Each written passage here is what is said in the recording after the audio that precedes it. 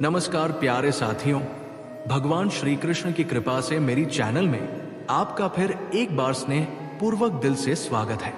दोस्तों, कहते हैं कर्मों का लेखा जोखा कभी अधूरा नहीं रहता। जो जैसा करता है वैसा ही फल उसे आज नहीं तो कल अवश्य ही मिलता है। आज की कहानी है एक औरत की जिसने अपने बीते जन्मों में किए गए कर्मों की सजा इस जन्म में भोगी। कहानी बहुत ही ज्ञानवर्धक और जीवन को प्रेरणा देने वाली है, इसलिए आप कहानी के अंत तक हमारे साथ बने रहें। और चैनल पर नए हैं तो चैनल को सब्सक्राइब करके बेल आइकन ऑन कर लें। तो साथियों, प्राचीन समय की बात है। एक छोटे से गांव रमापुर में गरीब परिवार की बेटी चंद्रिका रहती थी। उसके माता पिता साधारण किसान थे और चंद्रिका उनकी इकलौती संतान थी। उन्होंने उसे बड़े लाड़ प्यार से पाला था। चंद्रिका बेहद खूबसूरत और गुणों से भरपूर थी।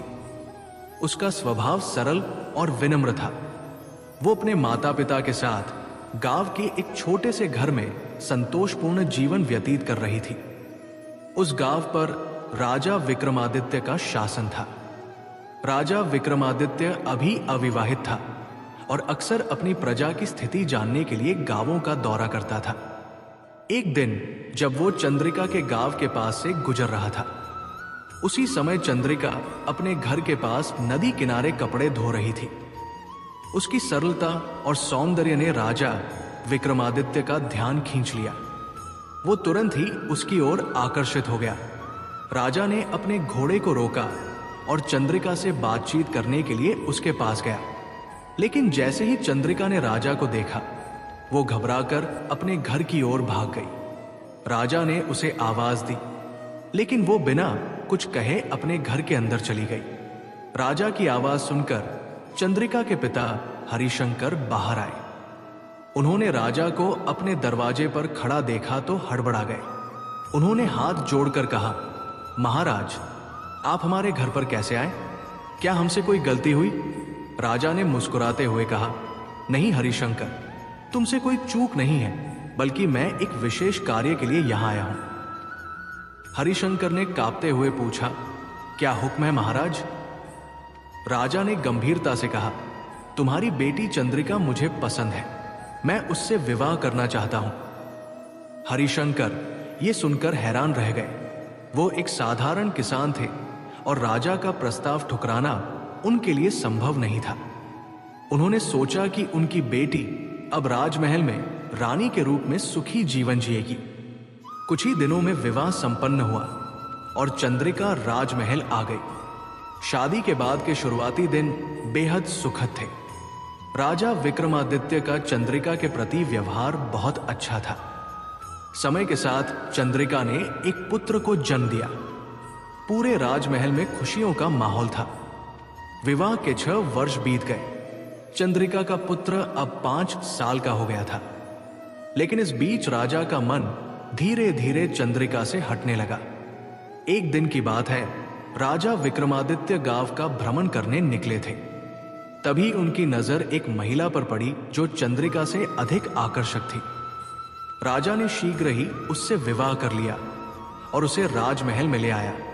नई रानी के आने के बाद चंद्रिका का जीवन मुश्किलों से भर गया। नई रानी उसे हमेशा नीचा दिखाने का प्रयास करती थी। राजा भी चंद्रिका से दूरी बनाने लगा और उसकी बातों को अनदेखा करने लगा। धीरे धीरे चंद्रिका की स्थिति राजमहल में कमजोर हो गई। एक दिन नई रानी ने राजा को चंद्रिका को महल से निकालने के लिए मना लिया। राजा ने अपने पुत्र को अपने पास रखा और चंद्रिका को महल से बाहर कर दिया। चंद्रिका बेबस होकर अपने पिता के घर लौट आई। चंद्रिका ने अपने माता पिता को अपनी दुर्दशा सुनाई। उनकी बेटी की हालत देखकर वे बेहद दुखी हुए। उसकी चिंता ने उनकी सेहत पर गहरा प्रभाव डाला।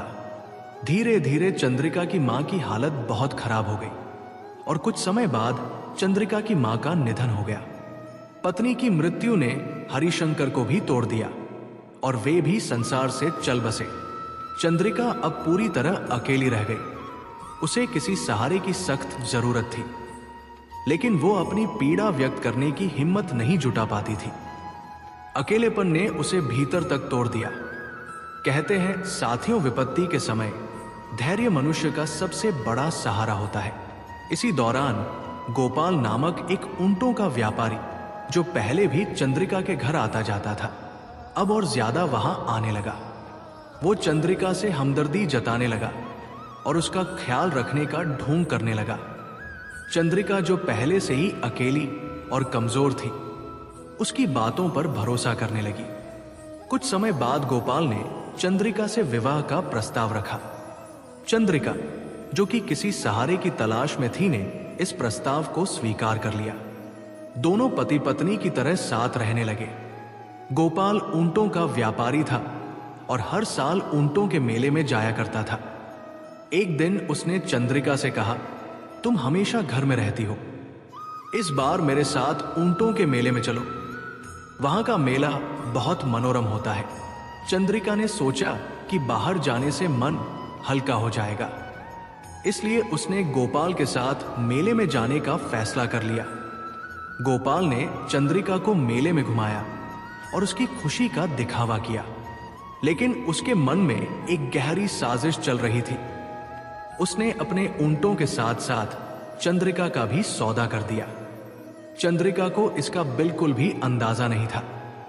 गोपाल ने चंद्रिका को ऊंटों के पास बैठा कर कहा, मैं अभी आता हूं, और वहां से चला गया। थोड़ी देर बाद कुछ व्यापारी आए और ऊंटों के साथ साथ चंद्रिका को भी जबरदस्ती ले जाने लगे।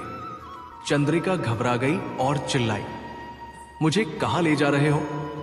लेकिन व्यापारियों ने उसकी आवाज को दबाने के लिए उसे बेहोश कर दिया। जब चंद्रिका को होश आया तो उसने खुद को एक अनजान जगह पर पाया। वो जगह एक कोठा था। वहां की मालकिन ने चंद्रिका से कहा, अब तुम यही रहोगी, हमने तुम्हें खरीद लिया है।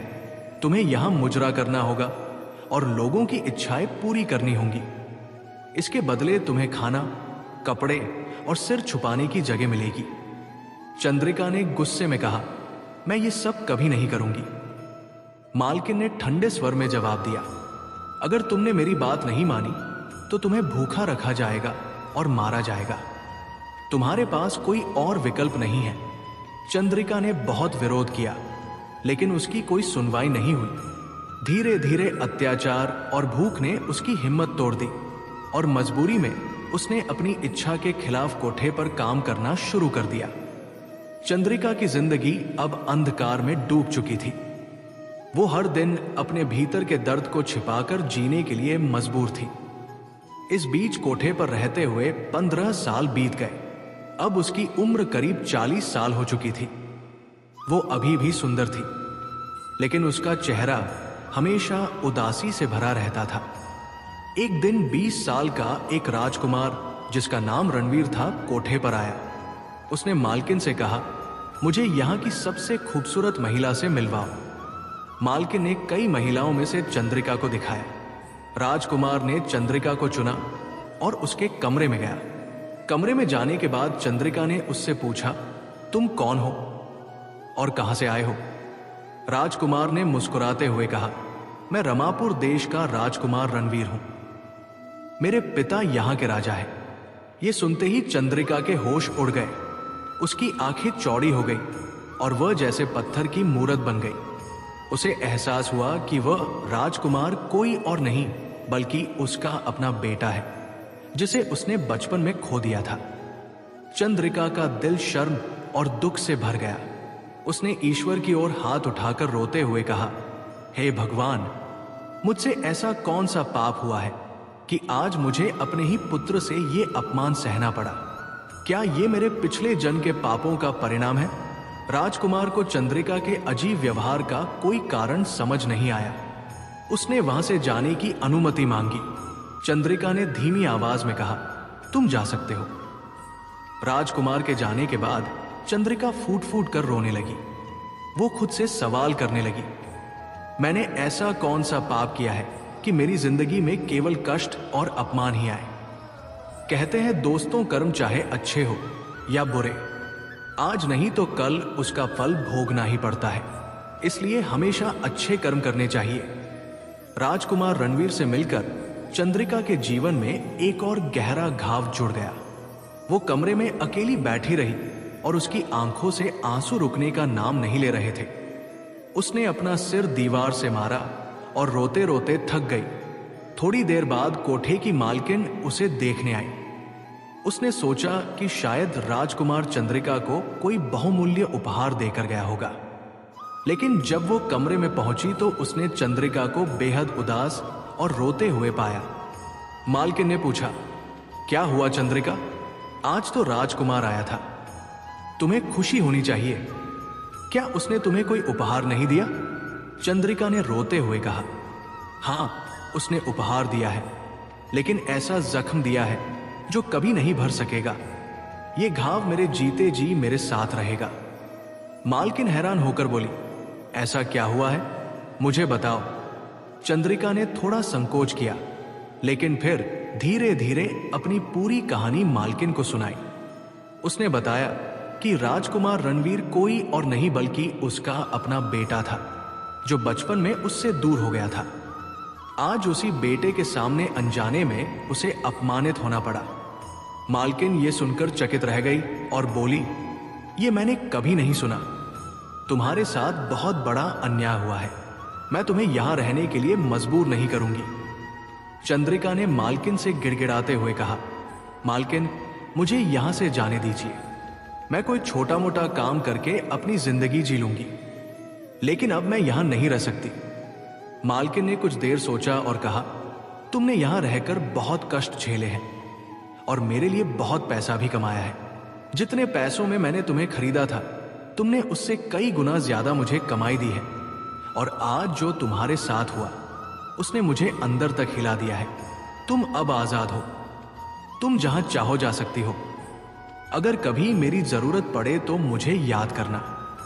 चंद्रिका ने मालकिन को धन्यवाद दिया और कहा, अब मुझे और क्या कष्ट झेलने हैं ये जानने के लिए ही मैं जिंदा हूं। मैं हार नहीं मानूंगी। चंद्रिका कोठे से बाहर निकल आई। उसके पास ना तो रहने का कोई ठिकाना था और ना ही खाने का कोई साधन। वो कुछ दिनों तक सड़कों पर भटकती रही। भूख और प्यास से बेहाल होकर एक दिन वो एक नीम के पेड़ के नीचे जाकर लेट गई।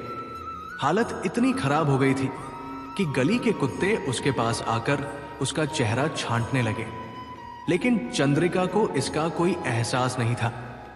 उसी समय एक दयालु महिला जो दूध और छाछ बेचती थी वहां से गुजर रही थी।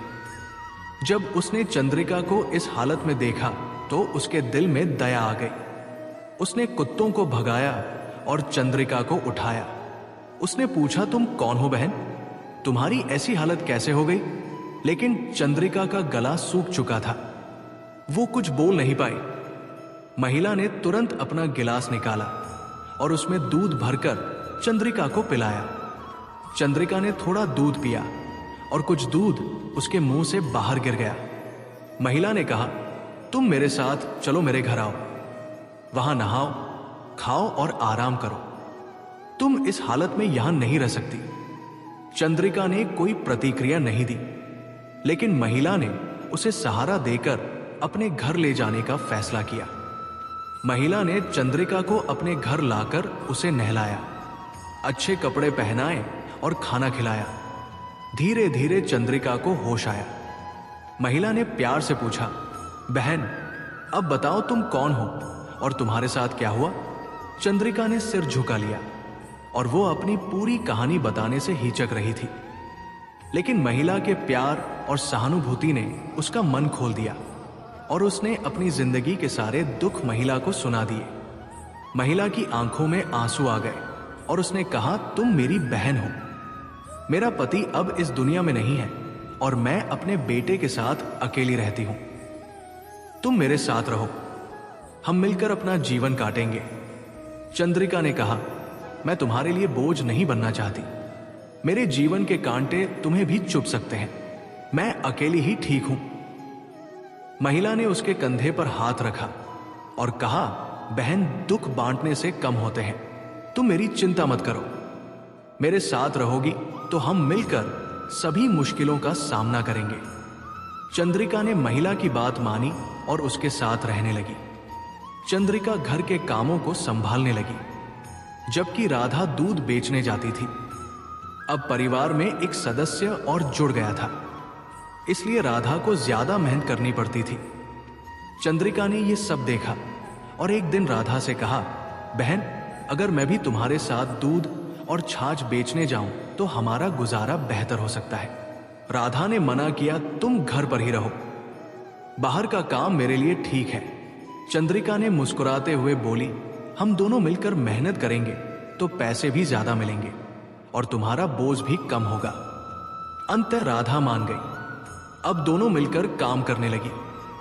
सुबह बच्चे को स्कूल भेजने के बाद दोनों दूध बेचने जाती और बच्चे के लौटने तक घर का काम भी निपटा लेती। 3 महीने इसी तरह बीत गए।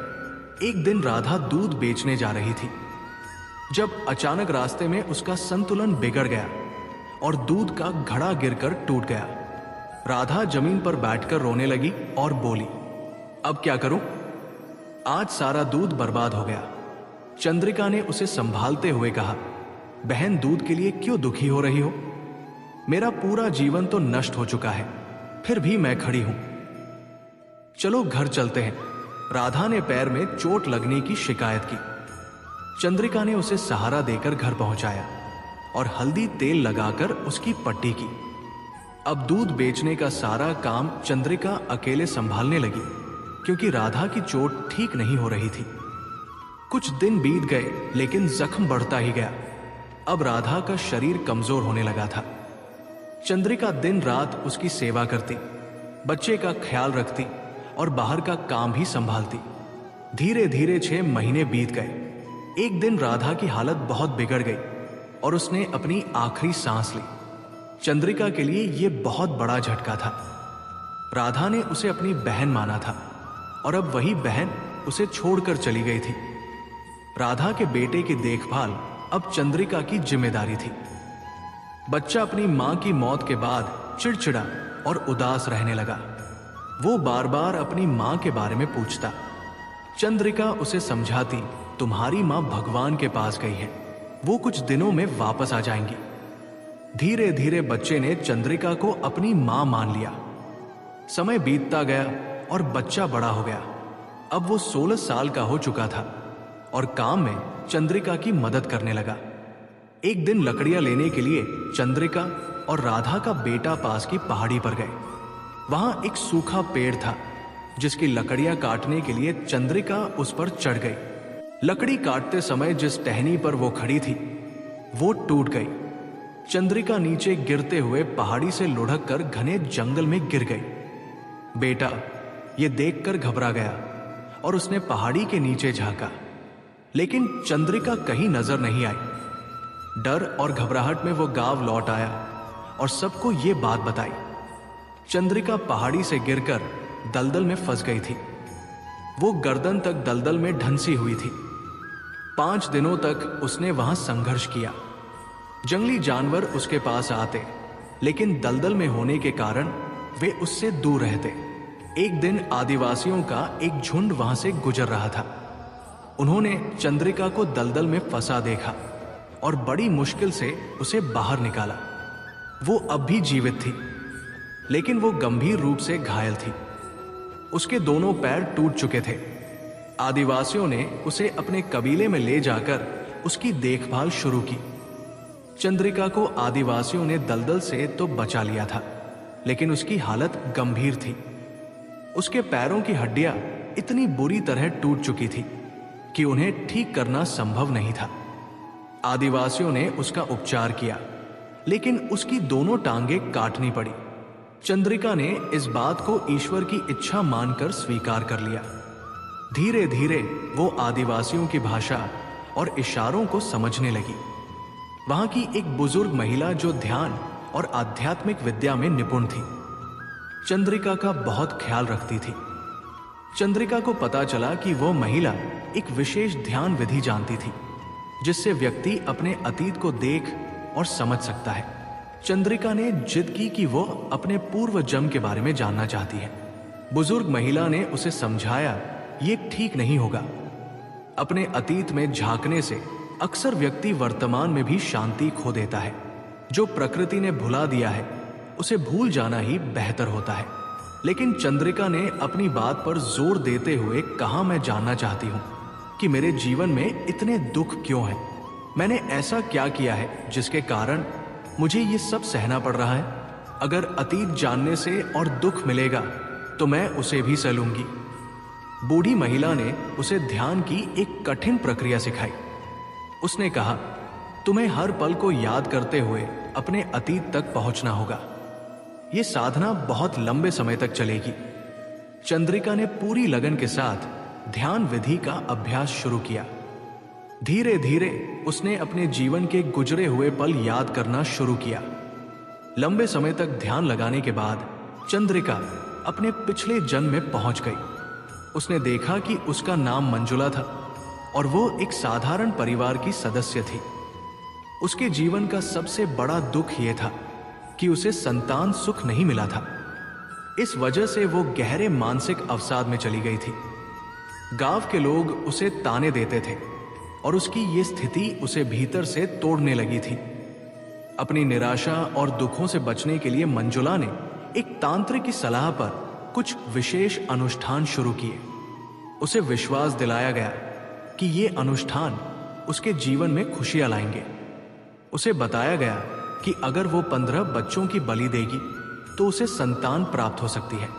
मंजुला ने वैसा ही किया। गांव के 15 बच्चों को उसने चुराकर मार डाला। किसी तांत्रिक के झांसे में आकर उसने ये पाप कर दिया। वो खुद निसंतान थी। लोग उसका मुंह तक नहीं देखना चाहते थे और उसे इस बात की जलन होती थी। संतान न होने का दुख और लोगों के बर्ताव ने उसे मानसिक रूप से असंतुलित कर दिया था। उसने देखा कि जिन परिवारों की संतानों की उसने जान ली थी, उनमें से कुछ माता पिता आत्महत्या कर चुके थे। कुछ उसे हमेशा बद्दुआ देते रहते थे। जब वो मर गई तो उसने देखा कि उसके मरने के बाद भी कई लोग उसे बद्दुआ दे रहे थे। उनकी बद्दुआ से उसकी आत्मा को पीड़ा हो रही थी। इसके बाद पूर्व जन्म में पहुंची चंद्रिका ने उन सभी घरों में प्रवेश किया जहां उसने बच्चों को उठाया था। वहां उसने देखा कि कुछ घर बर्बाद हो चुके थे और कुछ अभी भी बिना संतान के थे। लेकिन वे लोग अब बुजुर्ग हो चुके थे और हमेशा उसे गालियां देते रहते थे। अब वो पहले से भी अधिक दुखी हो गई। अब उसके लिए वापस जाना नामुमकिन था क्योंकि उसकी मदद उस बूढ़ी आदिवासी महिला ने की थी। लेकिन अब उसी शरीर में लौटना असंभव था। चंद्रिका को यह एहसास हुआ कि उसका अतीत ही उसकी वर्तमान स्थिति का कारण था। उसने सोचा, अगर मैंने अपना अतीत नहीं देखा होता तो मेरा मन शायद शांत रहता। उस आदिवासी महिला ने सही कहा था कि प्रकृति ने हमें भूलने की शक्ति दी है और हमें उसे अपनाना चाहिए। अब वो अपनी गलतियों का प्रायश्चित करना चाहती थी। उसी गांव में एक तांत्रिक आया था जो भटकती आत्माओं को वश में कर सकता था। उसने अपने तंत्र मंत्र के जरिए आसपास की आत्माओं को अपने नियंत्रण में लेना शुरू किया। जब तांत्रिक ने चंद्रिका की आत्मा को महसूस किया तो उसने उसे वश में कर लिया। तांत्रिक आत्माओं का इस्तेमाल अपने स्वार्थ के लिए करता था। जब चंद्रिका की बारी आई तो उसने तांत्रिक से रोते हुए कहा, मैंने पहले ही अपने जीवन में कई गलतियां की हैं, मुझसे अब और गलत काम मत करवाओ। चंद्रिका ने अपनी पूरी कहानी तांत्रिक को बता दी और उससे प्रार्थना की, मुझे यहां से मुक्त कर दो और मेरे शरीर में वापस जाने का कोई तरीका बताओ। तांत्रिक ने कहा, तुम्हारा दुख देखकर मैं तुमसे और कोई काम नहीं करवाऊंगा, लेकिन मेरे पास ऐसी कोई विद्या नहीं है जिससे तुम्हें तुम्हारे शरीर में वापस भेज सकूं। यह सुनकर चंद्रिका निराश हो गई और फिर से भटकने लगी। इसी दौरान उसी नगर में एक संत आए जो रात भर वहां रुके थे। वे उस कुम्हार के गुरु थे जो चंद्रिका के पूर्व जन्म का पति था। कुम्हार अब 80 वर्ष का हो चुका था और अकेले रहता था। रात में संत और कुम्हार ईश्वर का गुणगान कर रहे थे। चंद्रिका की आत्मा वही भटक रही थी। संत को महसूस हुआ कि वहां कोई आत्मा मौजूद है जो मोक्ष की कामना कर रही थी। संत ने कुम्हार से कहा, यहां तुम्हारी पूर्व पत्नी की आत्मा भटक रही है, वो अपनी मुक्ति चाहती है। कुम्हार ने चौंकते हुए पूछा, मेरी पत्नी वो तो वर्षों पहले गुजर गई थी। क्या इतने समय से उसकी आत्मा भटक रही है? संत ने चंद्रिका की आत्मा को संबोधित करते हुए कहा, तुम्हें क्या चाहिए? क्यों भटक रही हो? चंद्रिका ने अपनी सारी बातें संत को बता दी और कहा, मुझे अपने शरीर में वापस जाना है ताकि मैं अपने पाप का प्रायश्चित कर सकूं। संत ने कहा, तुम्हें मेरे साथ मेरे आश्रम चलना होगा, जहां हर रोज भजन कीर्तन होता है। ईश्वर के नाम के माध्यम से तुम अपने शरीर में लौटने का मार्ग ढूंढ सकती हो। चंद्रिका ने संत की बात मानी और उनके साथ आश्रम चली गई। आश्रम में हर दिन वो ईश्वर का भजन करती, ध्यान लगाती और प्रार्थना करती। धीरे धीरे उसे महसूस होने लगा कि वो अपने शरीर की ओर लौट रही है। उसने ये बात संत को बताई। संत ने कहा, तुम अपने शरीर में वापस लौट सकती हो, लेकिन तुम्हारे पाप तभी खत्म होंगे जब तुम 15 लोगों की मदद करोगी और उनके जीवन को बेहतर बनाओगी। यही तुम्हारे लिए मुक्ति का मार्ग है। संत के आशीर्वाद से चंद्रिका अपने शरीर में लौट आई। जब उसने आंखें खोली तो उसका शरीर बहुत कमजोर और घायल था। उसकी त्वचा पर चींटियों ने घाव कर दिए थे, लेकिन आदिवासियों ने उसके शरीर को हाथ नहीं लगाया था, क्योंकि वे जानते थे कि वो ध्यान की अवस्था में थी।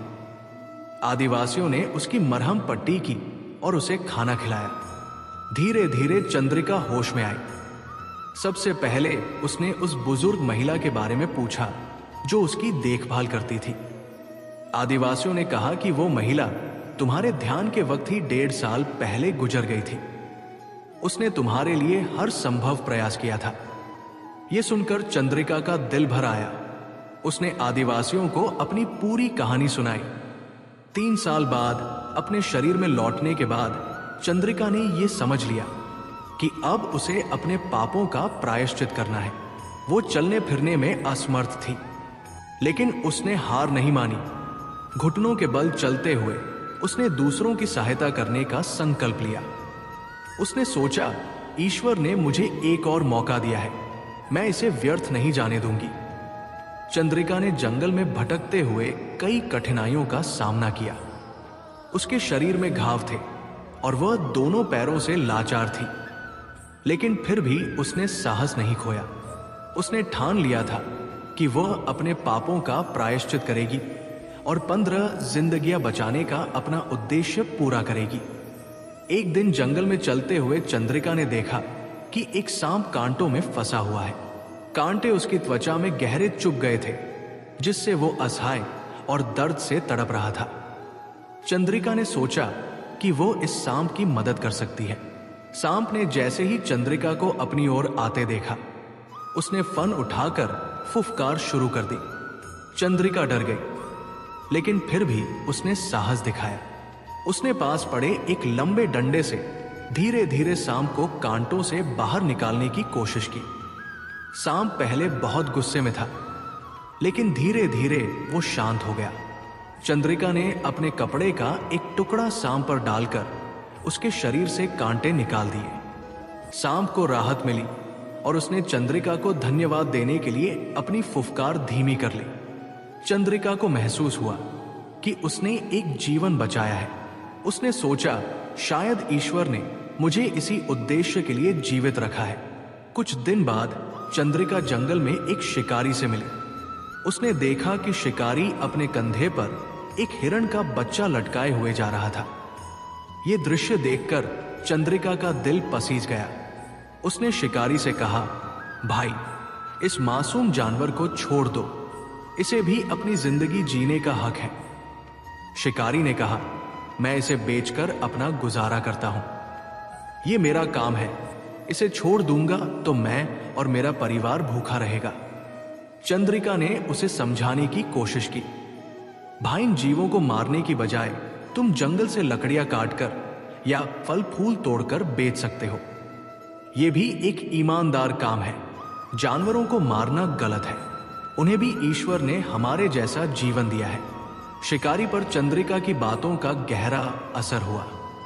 उसने हिरण के बच्चे को छोड़ दिया और वादा किया कि वो अब कभी किसी जानवर को नहीं मारेगा। चंद्रिका बहुत खुश हुई।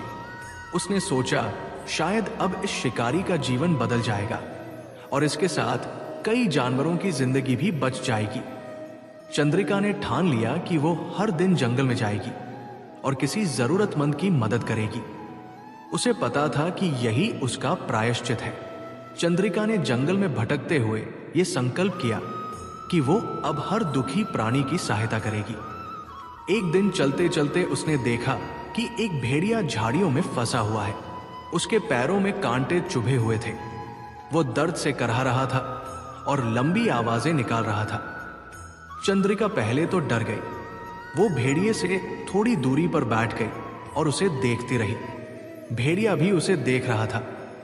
कुछ देर बाद भेड़िया अपनी आवाज को धीमा करते हुए उसकी तरफ देखने लगा, जैसे कह रहा हो, मुझे मदद चाहिए, मैं तुम्हें कोई नुकसान नहीं पहुंचाऊंगा। चंद्रिका ने धीरे धीरे अपने डर पर काबू पाया और भेड़िए के पास जाने का साहस किया। उसने अपने कांपते हाथों से उसके सिर पर धीरे से हाथ रखा। भेड़िया बिल्कुल शांत था। चंद्रिका ने उसके पैरों से कांटे निकाले। भेड़िए को तुरंत आराम मिला। भेड़िया कुछ दूर चला, फिर वापस आया और चंद्रिका के हाथ चाटने लगा। ऐसा लग रहा था जैसे वो अपनी भाषा में उसे धन्यवाद दे रहा हो। इसके बाद वो भेड़िया जंगल की ओर चला गया। ये घटना चंद्रिका के लिए बहुत खास थी। उसने पहली बार महसूस किया कि जानवरों में भी भावना और प्रेम होता है। उसने सोचा, अगर मैं इन्हें थोड़ा सा सहारा दे सकती हूं तो क्यों ना अपना जीवन इसी काम में लगाऊं। इसके बाद चंद्रिका ने ठान लिया कि वो हर जीव की मदद करेगी, चाहे वो इंसान हो, जानवर हो या पेड़ पौधे। घुटनों के बल चलते हुए भी वो रोज जंगल में निकलती और जरूरतमंदों की सहायता करती। चंद्रिका का ये प्रयास धीरे धीरे पूरे जंगल में प्रसिद्ध हो गया। जानवर और पक्षी अब उसके पास आकर रहने लगे। वो अब सिर्फ एक इंसान नहीं रही थी, बल्कि जंगल का एक अभिन्न हिस्सा बन चुकी थी। चंद्रिका की उम्र काफी बढ़ चुकी थी। उसका शरीर कमजोर हो गया था, लेकिन उसकी आत्मा में अडिग साहस और सच्चा प्रेम था। एक दिन वो किनारे बैठी थी। मछलियां उसके पास आकर खेल रही थी और पक्षी उसकी गोद में बैठे थे। चंद्रिका ने सूरज की ओर देखते हुए अपने अंतिम समय को स्वीकार कर लिया। वो धीरे धीरे गिर पड़ी। आसपास की गिलहरी ने जब ये देखा तो उसने अपनी आवाज में सभी जानवरों और आदिवासियों को बुलाया। सभी ने मिलकर चंद्रिका को विदाई दी। उसके शरीर को धरती में समर्पित किया गया। हर किसी ने प्रेम और श्रद्धा के साथ उसकी आत्मा की शांति के लिए प्रार्थना की। चंद्रिका के जाने के बाद जंगल में चमत्कारी परिवर्तन हुए। पहले जहां सालों तक बारिश नहीं होती थी, अब हर साल वहां पर्याप्त बारिश होने लगी। नदी और तालाब पानी से भर गए। पेड़ पौधे हमेशा हरे भरे रहने लगे। सभी जीव और आदिवासी महसूस करते थे कि चंद्रिका की आत्मा अब भी जंगल में मौजूद है। वो अपनी प्रेम और दयालुता के माध्यम से सभी के दिलों में जीवित थी। साथियों, अब मैं आपको कुछ ऐसी बातें बताने जा रहा हूं कि किन कारणों से कुछ स्त्रियां संतान सुख से वंचित रहती हैं और कैसे लोग अपने अच्छे भले जीवन को कष्टमय बना लेते हैं। पहली बात, गलत कार्यों का प्रभाव। चंद्रिका ने अपने पिछले जन्म में दूसरों को हानि पहुंचाने वाले कार्य किए थे। उसने निर्दोष बच्चों को परेशान किया और गलत मार्ग पर चली। गलत कर्मों का प्रभाव हमारे जीवन पर पड़ता है, चाहे वो तुरंत ना दिखाई दे, लेकिन धीरे धीरे ये समस्याएं उत्पन्न कर सकता है। हमें अपने कर्मों को हमेशा सही दिशा देनी चाहिए, क्योंकि कर्मों का फल आज नहीं तो कल मिलना तय है। दूसरी, दूसरों के प्रति क्रोध और जलन। चंद्रिका अपने पूर्व जन्म में संतान की कमी के कारण दुखी थी। उसने अपनी परेशानी को संभालने के बजाय दूसरों की खुशियों से जलन और क्रोध करना शुरू कर दिया। इस नकारात्मक सोच ने उसकी स्थिति को और जटिल बना दिया। हमें ईर्ष्या और गुस्से के बजाय दूसरों की खुशियों में खुश होना और अपने मन को शांत रखना सीखना चाहिए। तीसरी बात, प्रकृति के नियमों के खिलाफ जाना। चंद्रिका ने संतान पाने के लिए ऐसे उपाय अपनाए जो प्रकृति के नियमों के विपरीत थे। उसने धैर्य और समझदारी से काम नहीं लिया, जिसके कारण उसकी स्थिति और भी कठिन हो गई। हमें हर समस्या को धैर्य और सहजता से स्वीकार करना चाहिए। गलत रास्तों को अपनाने से हमारी परेशानियां हल होने के बजाय और बढ़ सकती हैं। दोस्तों, वक्त कैसा भी हो, कर्म हमेशा अच्छे होने चाहिए, क्योंकि आज नहीं तो कल कर्मों का लौटना तय है और हमें अपनी करनी और कथनी का जवाब जरूर मिलता है। तो साथियों, आज की प्रस्तुति यहीं पर समाप्त होती है। उम्मीद है आपको कहानी पसंद आई होगी। कहानी अच्छी लगी हो तो वीडियो को लाइक करें, शेयर करें, साथ ही बेल आइकन भी दबा देना, ताकि आपको इसी तरह की ज्ञानवर्धक कहानियों का नोटिफिकेशन मिलता रहे। यदि कोई भूल चूक हो गई हो तो कृपया माफ करें। धन्यवाद।